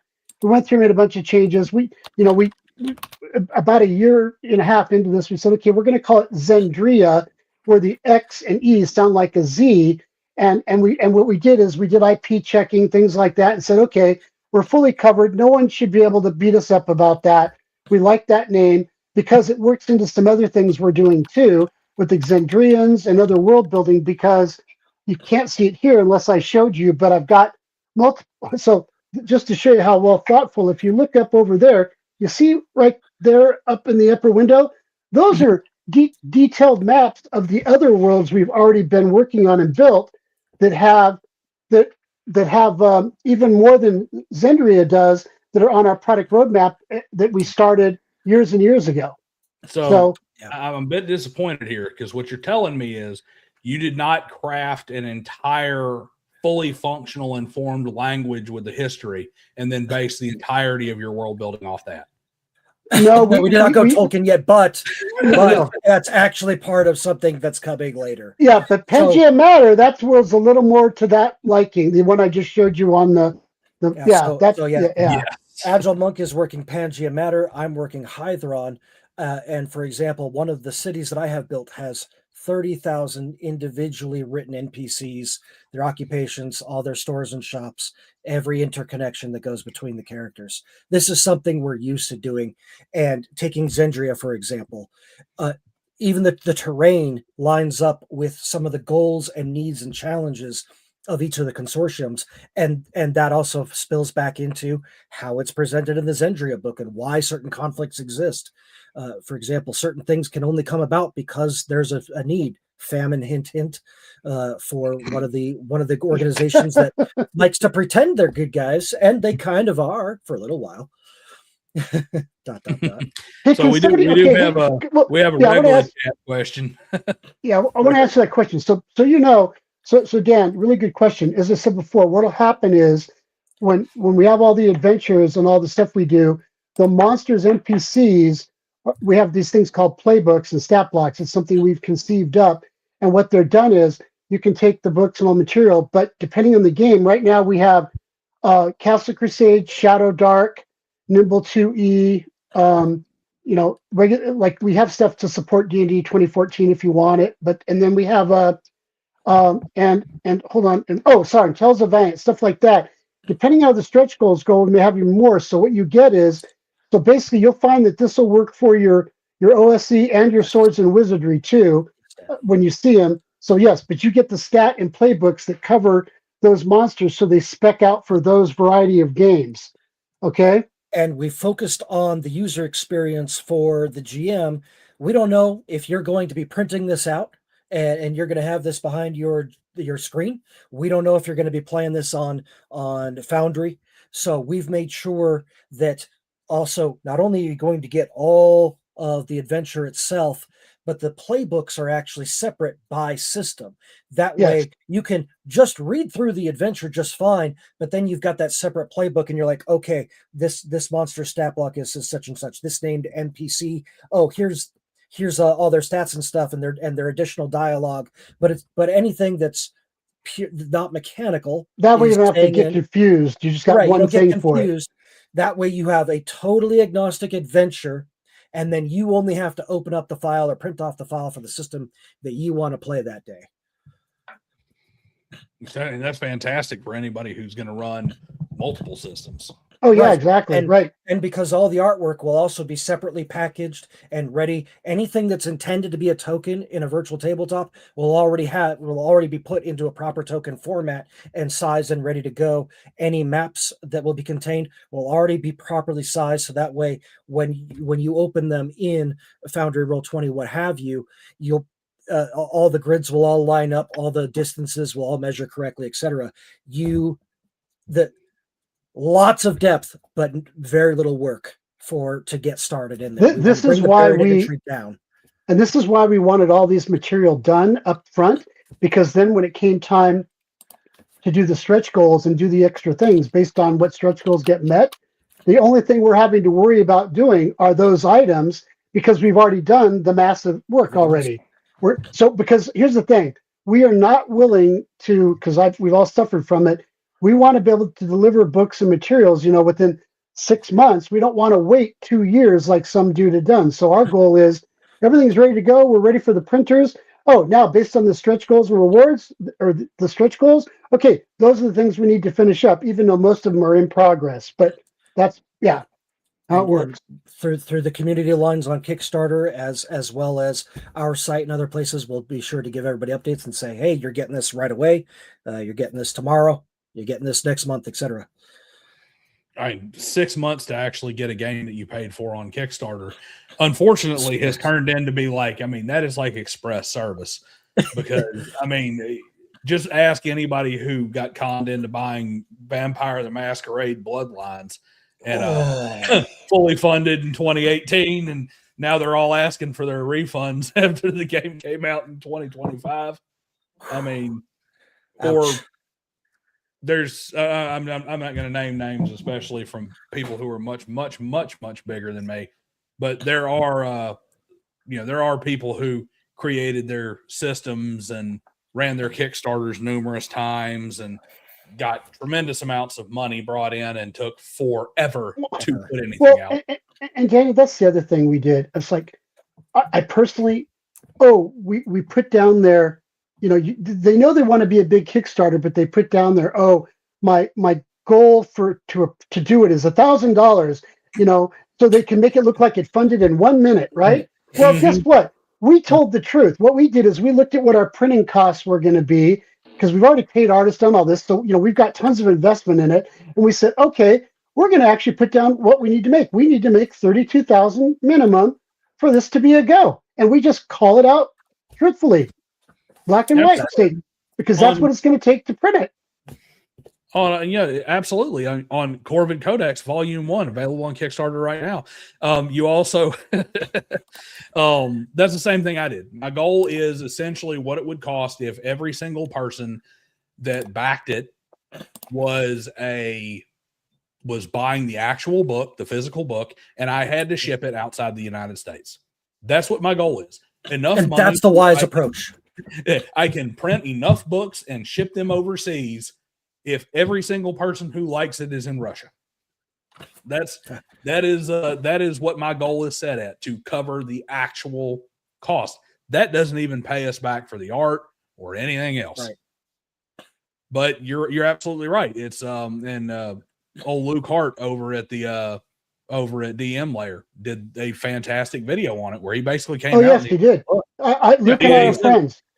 Absolutely. And what did he do? He came out and he said, look, he's like, ain't nobody out here making this game for $5,000. That's right. We need to go ahead and we need to make sure that we can brag that we funded fully in a week. Right. No, Luke is the salt of the earth. I know him. He's a friend. He's a great guy. I've supported him for years.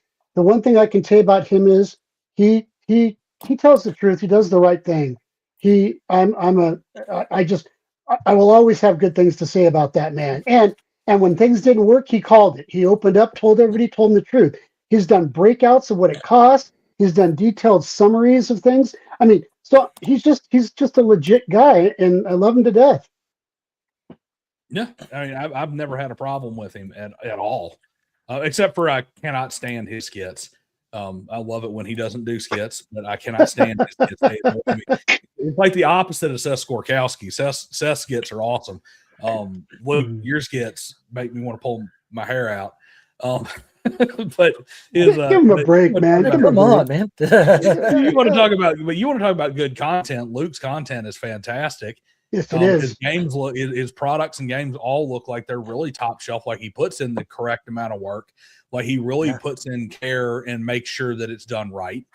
I got a whole half shelf dedicated to. I got a whole half shelf over there dedicated to Luke's stuff. I know how good it's. Yeah. Exactly. He doesn't BS people. That's the big thing, is that he comes out and he's like, look, this is how you're getting screwed over. This is how the system is lying to you. And this is how the system is making people who might not otherwise lie have to lie to you too. And tell you that you want to talk about how much it hurts. Think about how much money you guys have had to put into this. We haven't, there have been some numbers that have been bandied about and stuff. You think about that, and then all of a sudden there's this guy over here who's like, oh, by the way, $10,000, and we're going to totally fund this 400-page core rule book with all this custom artwork, and we're going to ship it in hardbound with bookmark and bookmark tab and everything in it, and you also get the digital and the full the VTT version and everything along with it. Our stretch goal is 15 grand. And it's like, you guys, all you're doing is devaluing that.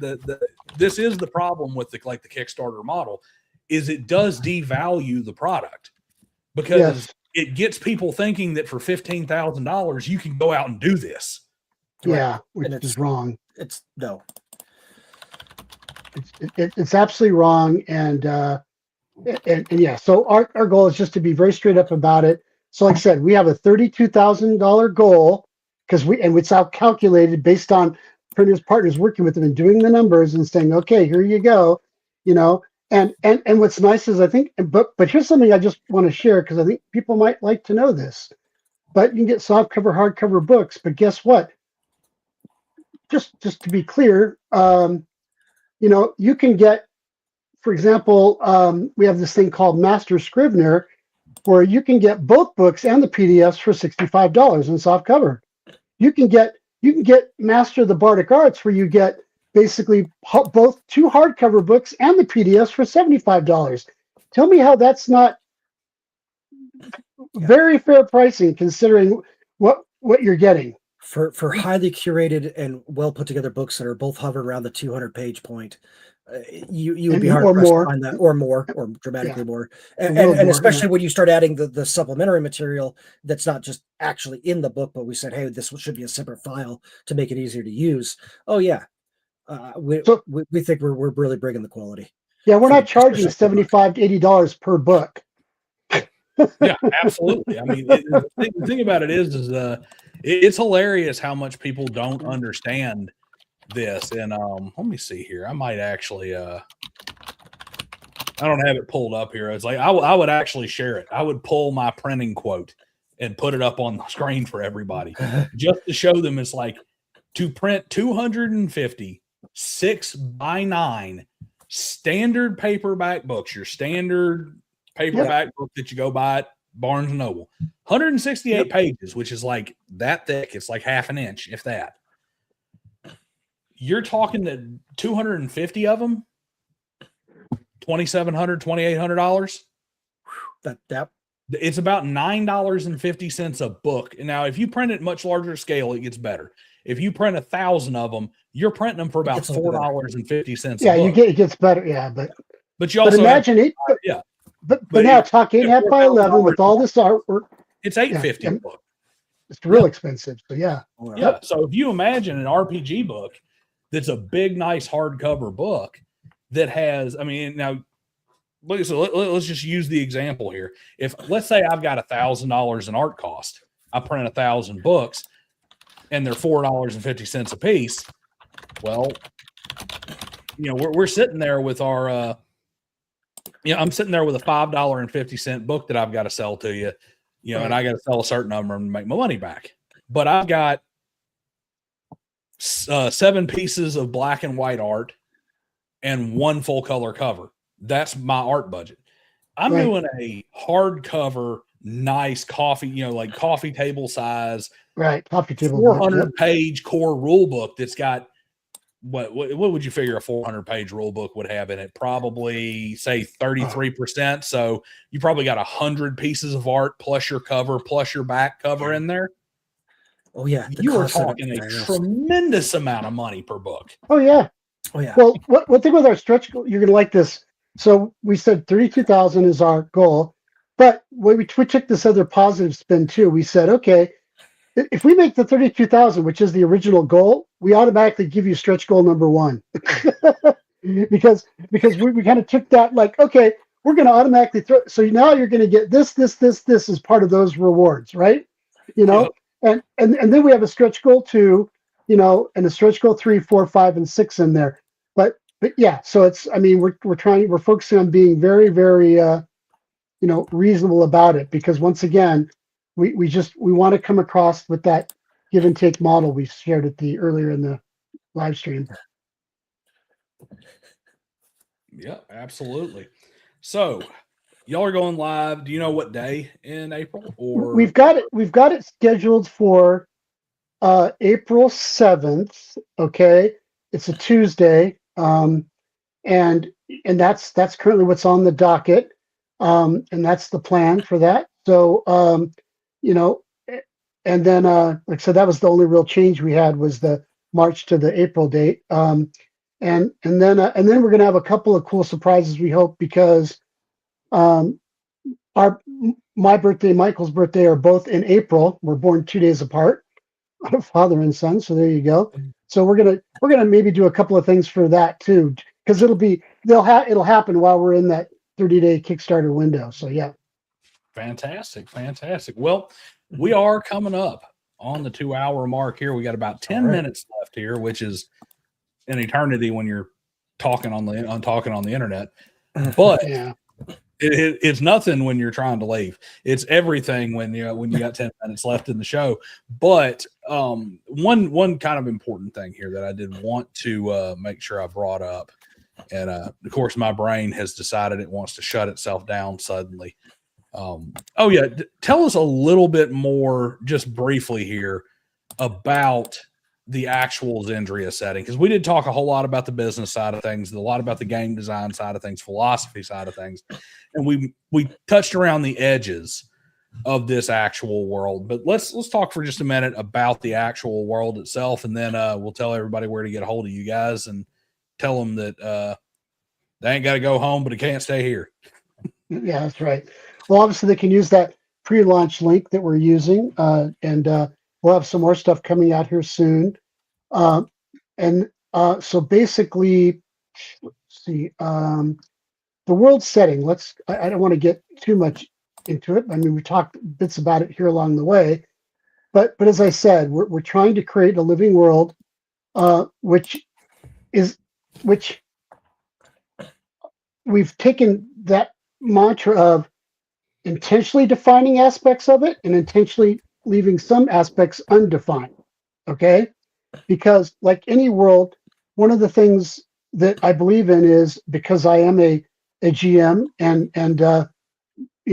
I think Michael would say, honestly, I'm considered by many a really good game master, if you will. I mean, I've been doing it a long time.